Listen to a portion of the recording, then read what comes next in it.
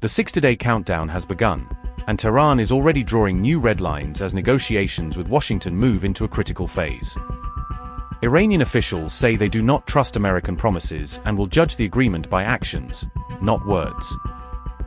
Iran's top negotiator has warned the United States against making excessive demands, saying such pressure could jeopardize the entire deal. A close ally of Mujtaba Khamenei has threatened a crushing response if Washington breaks its commitments or attempts to change the terms of the agreement. The memorandum may be signed, but Tehran insists the real test starts now as both sides begin negotiating a permanent settlement. Iran's parliament speaker has issued a sharp warning to the United States following the signing of the Memorandum of Understanding. Mohammad Bagher Ghalibaf says Tehran will not accept any attempt to impose new conditions as negotiations move toward a permanent agreement. Iran's top negotiator warned that excessive American demands could undermine the entire diplomatic process and put the fragile breakthrough at risk. The warning comes as Washington and Tehran prepare for 60 days of negotiations aimed at securing a lasting settlement between the two sides. Ghalibaf stressed that commitments made under the memorandum must be fully honored, insisting that both countries are responsible for implementing the agreement in good faith. Mohammad Bagher Ghalibaf said, and I quote, "We are at your command. The task assigned to us by the Supreme Leader is to pursue the realization of the conditions and clauses of the agreement. In the event of bad faith, breach of contract, and excessive demands by the opposing side, we have no hesitation in delivering a crushing response to the enemy. They were once slapped during the war. If they wish to tread that path again, they will receive an even harder slap." Unquote.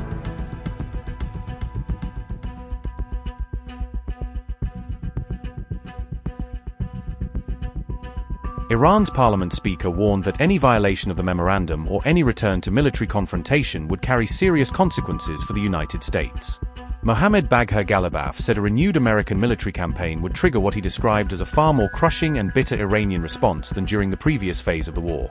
Despite the diplomatic breakthrough, Ghalibaf insisted that Iran's armed forces remain fully prepared and capable of responding to future threats. The Iranian negotiator argued that the success of the agreement depends on mutual compliance and respect for commitments, not on pressure tactics or unilateral demands.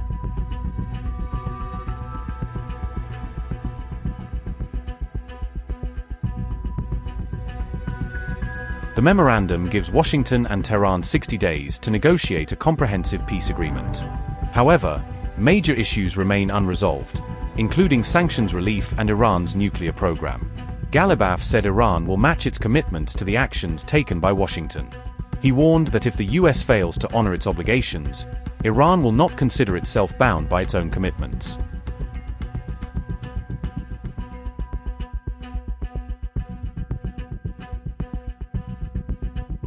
Despite his warnings, Ghalibaf called for Iran to shift its focus from conflict toward economic recovery and national reconstruction.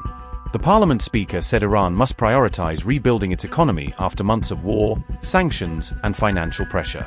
Ghalibaf stressed that diplomacy can only succeed if the United States respects Iran's red lines and fulfills its commitments. His remarks came a day after Iran and the United States formally signed a Memorandum of Understanding on June 18.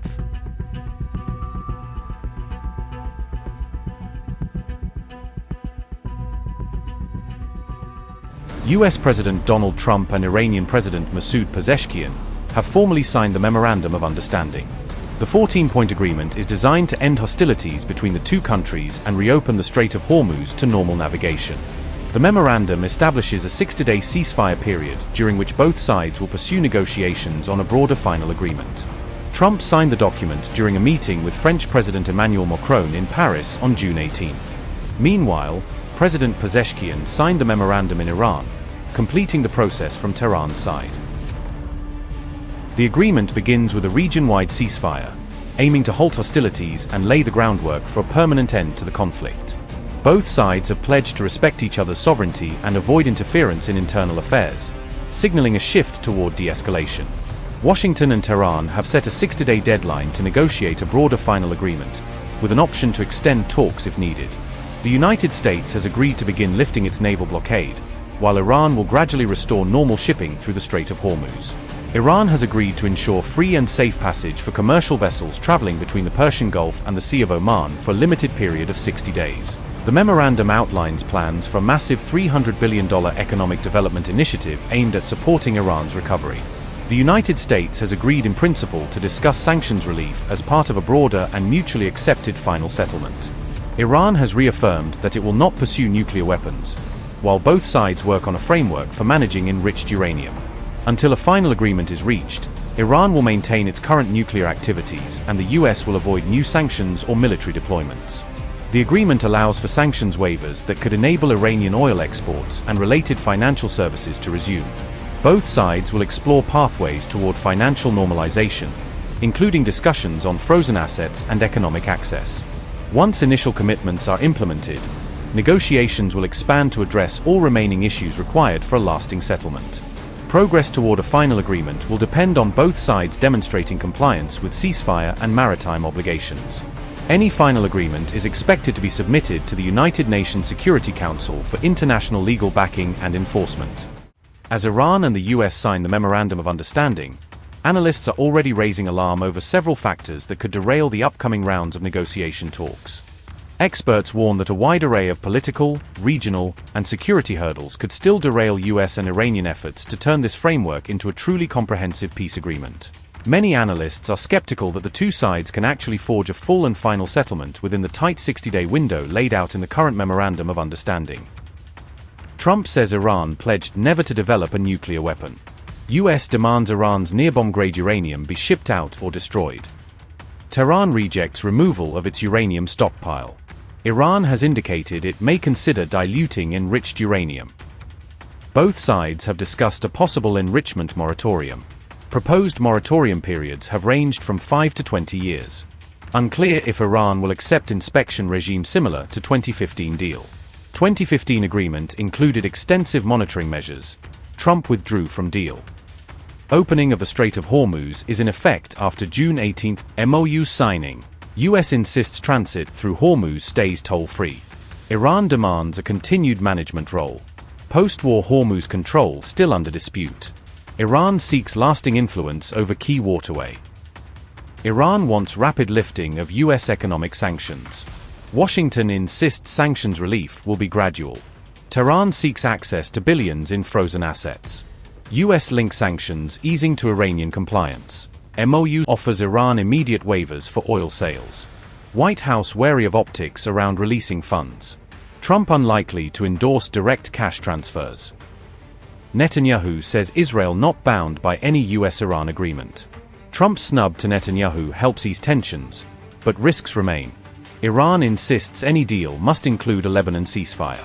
Israel warned troops will continue to remove threats in southern Lebanon. Iran says Israel's presence in South Lebanon would annul US MoU. US and Iranian teams face major differences in negotiating styles. Trump pushes for rapid results while Iran favors lengthy bargaining. American negotiators may lack the technical depth of past teams.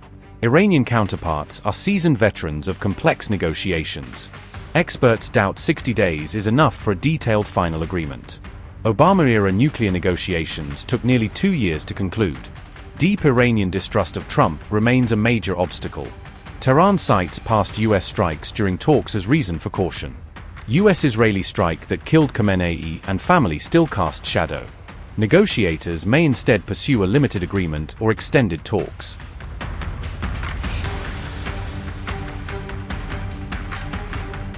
The release of the US-Iran memorandum has triggered a fierce battle over who emerged victorious from the negotiations. While Washington portrays the agreement as a framework tied to Iranian compliance, Tehran is presenting it as a major diplomatic win. Iran's parliament speaker Mohammad Bagher Ghalibaf says the deal reflects what he calls a failure of US pressure on Iran. Ghalibaf argues that history will judge the agreement as evidence that Washington failed to impose its demands on Tehran. Iran's parliament speaker also claims the memorandum includes provisions for roughly $300 billion in future investment for Iran. Mohammad Bagher Ghalibaf said, and I quote, "The other side is not willing to accept that it was the aggressor, because in that case it would have to pay all damages." Instead of paying compensation, the text emphasizes concepts such as reconstruction and economic development. Within this framework, $300 billion in investment has been envisaged, part of which will be allocated to reconstruction and compensation for damages, unquote.